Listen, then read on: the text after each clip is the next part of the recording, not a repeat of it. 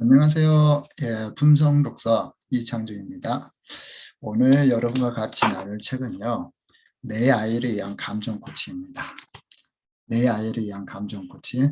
저는 이 책으로 이 존중이라는 품성을 한번 같이 나누도록 하겠습니다. 감정 코칭을 해야 되는 이유가 뭘까요? 18페이지에 이런 이야기가 나옵니다. 아기의 정서적 환경에 아주 작은 변화만 생겨도 정서적, 사회적, 지적 발달에 엄청난 영향을 미친다. 주의력은 감정과 인지 사이, 지성과 감성 사이를 넘나드는 체계이다. 네, 감정 코칭만 잘해도요. 아이들이 정서적으로 굉장히 안정감을 누리고 정서적으로 안정감을 누리는 사람들이요. 그런 학생들이 주의력이 굉장히 좋다고 합니다.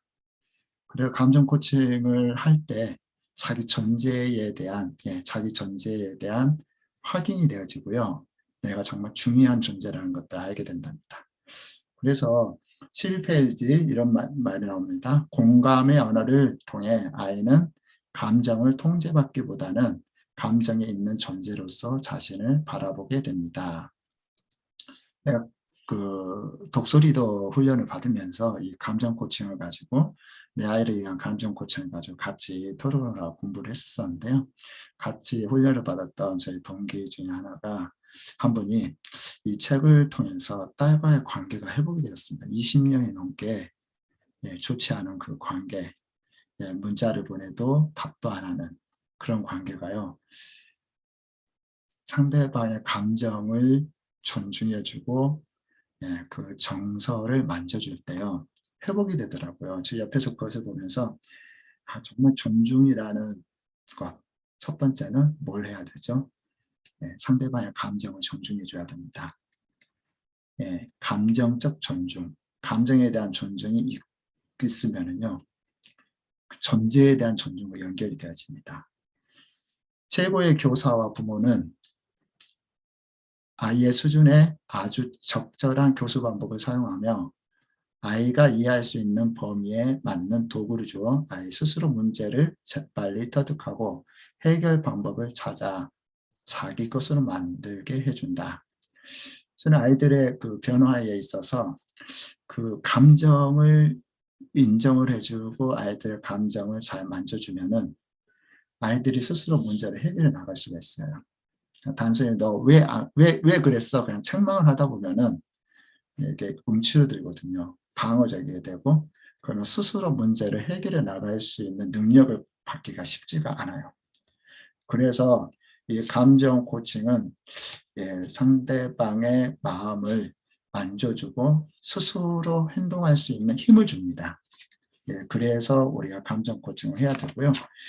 그리고 이제 그 38페이지 또 이런 말이 있습니다. 아이들은 대개 부모와 상호작용을 통해 자신이 누구인지, 가치 있는 사람인지, 감정적인 상황에 어떻게 대처해야 되는지 배웁니다. 그 감정을 인정해 줄 때 상호작용이 일어나요. 상호작용이 일어나고 상호작용을 통해서 자기 존재, 자기가 중요한 자기가 한 말, 생각들을 정리할 수가 있습니다. 그럼 감정 코칭이라는 것은 무엇인가? 감정은 받아주되 행동은 한계를 정해준다. 감정을 받아준다는 말이요. 많은 그 부모님들이 무조건 아이가 짜증내는 거 다 받아준다? 그게 아닙니다.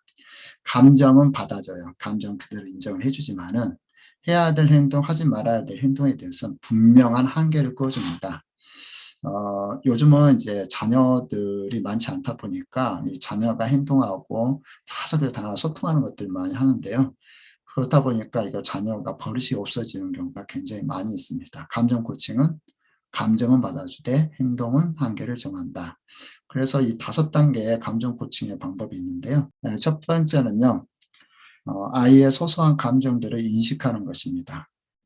인식이죠. 인식. 두 번째는 아이의 감정 표현들을 친밀감과 감정 코칭을 위한 기회로 보는 것입니다. 이 기회로 보는 거예요. 아이들 화가 났다. 그러면은 짜증나죠. 짜증난 게 아니라 지금 감정 코칭할 기회이구나. 여기 기회를 보고요. 세 번째는 이해심을 가지고 귀를 기울이며 아이의 감정을 이해한다. 지금 어떤 감정을 가지고 있는지 이해하고요. 네 번째는 아이가 감정을 말로 표현할 수 있도록 돕는다. 감정에 이름표 붙이기. 감정에 이름표 붙이기는 감정 코칭뿐만 아니라 심리학에서도 많이 사용되는 이 단어입니다. 나 슬퍼. 그러면 슬프다는 그 이름표. 그런데 의외로요. 이런 훈련이 안 되면은 너는 어떤 감정을 느껴? 그런데 많은 사람들이 감정의 정의를 하지 못하는 경우가 상당히 많이 있어요. 그래서 이름표, 자기의 감정에 이름표를 붙이다 보면은 내가 지금 어떻구나 하는 스스로 알게 되는 거죠. 다섯 번째는 화가 나는 상황에서 아이가 문제를 적절한 방식으로 해결할 수 있도록 도와주는 것이다. 그래, 그러면 정말 슬펐구나, 화가 났구나. 그러면 어떻게 해야 될까? 이 상황에서 어떻게 하면 좋을까? 이렇게 해가지고요. 상대방에게 행동의 변화를 줄 수 있도록 해야 됩니다. 그래서 감정 코칭을 잘 받고 존중받는 아이들이요. 굉장히 중요한 몇 가지 특징이 있는데 집중력이 높아진대요. 집중이 안 된다는 것은 자기의 감정을 흐트러뜨리는 많은 요인이 있다는 거죠. 자기의 감정들이 잘 이렇게 만져졌을 때 자기가 해야 될 일들에 대해서 굉장히 집중 있게 할 수가 있죠. 그리고 두 번째는 자기 주도 학습 능력이 굉장히 뛰어나대요. 학습 성취도가 굉장히 높고 기분이 나쁘더라도 자기 진정, 자기가 알아서 잘 감정을 컨트롤할 수 있게 된답니다. 그러니까 존중은 상대방에게 힘을 주는 거예요. 존재에 대한 힘을 주는 거죠.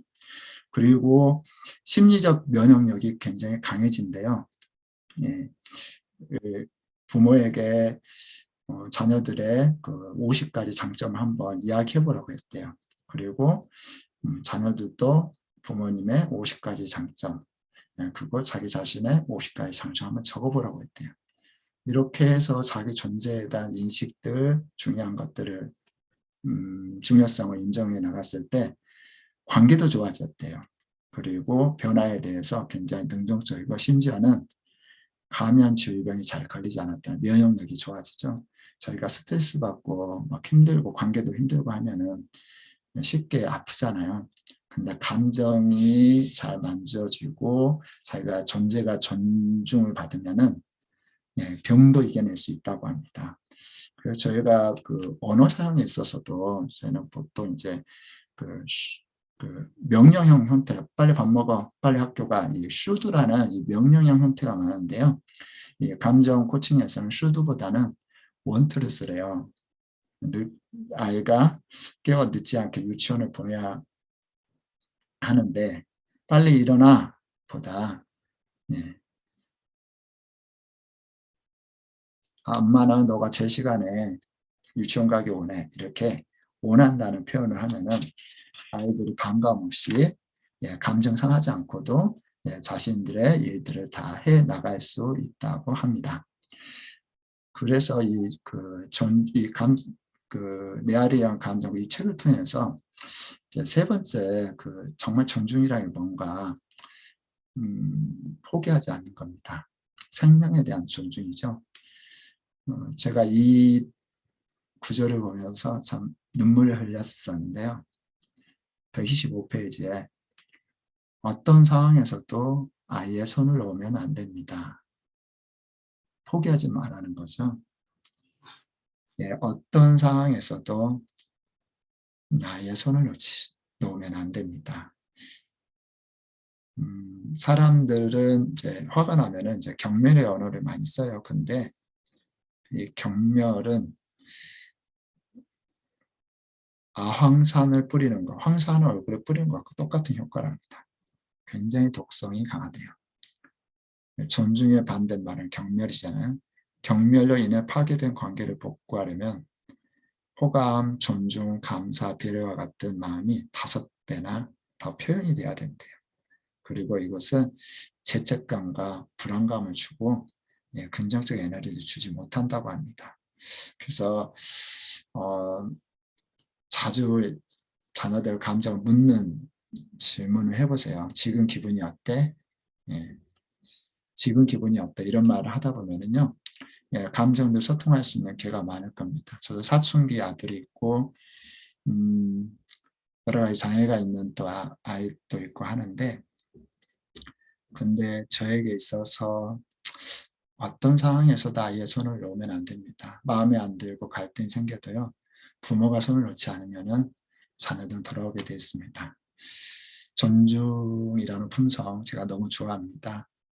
예, 감정을 존중하고 존재로서 받아주고, 예, 인정하고, 예, 그때 상대방에게 내면의 힘을 줘서 어떤 어려움도 이겨나가게 할 것입니다. 감사합니다. 예, 구독과 좋아요, 예, 부탁합니다.